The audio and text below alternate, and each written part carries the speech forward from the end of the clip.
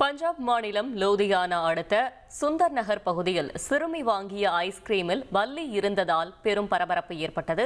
கூடுதல் தகவல்களை செய்தியாளர் ரமேஷ்குமார் வழங்க கேட்கலாம். ரமேஷ்குமார், வணக்கம். மேலும் தகவல்களை சொல்லுங்க. அருகில் இருக்கக்கூடிய ஐஸ்கிரீம் விற்பனையாளர் ஒருவரிடமிருந்து 20 ரூபாயை கொடுத்து சாக்கோபார் ஐஸ்கிரீமை வாங்கியிருக்கிறார். வீட்டிற்கு ஒரு கிண்ணத்தில் வைத்து அந்த ஐஸ்கிரீமை சாப்பிட்டுக் கொண்டிருந்த போது திடீரென கிண்ணத்தில் ஒரு இறந்த நிலையில் பள்ளி ஒன்று இருப்பதை பார்த்து அதிர்ச்சியடைந்து தன்னுடைய பாட்டியிடம் தெரிவித்திருக்கிறார்.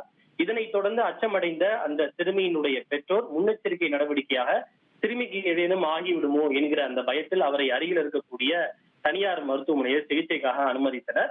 அவரை பரிசோதித்த மருத்துவர்கள் சிறுமி தற்போது நலமாக பத்திரமாக இருப்பதாகவும் அவருக்கு உடலுக்கு எந்த ஆபத்தும் இல்லை என தெரிவித்திருக்கின்றனர்.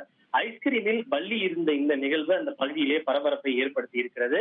இதனைத் தொடர்ந்து அந்த பகுதியை சார்ந்த பொதுமக்கள் அந்த ஐஸ்கிரீம் விற்பனையாளரிடம் சென்று புகார் தெரிவித்த போது அந்த ஐஸ்கிரீம் வியாபாரி இதனை மறுத்திருக்கிறார்.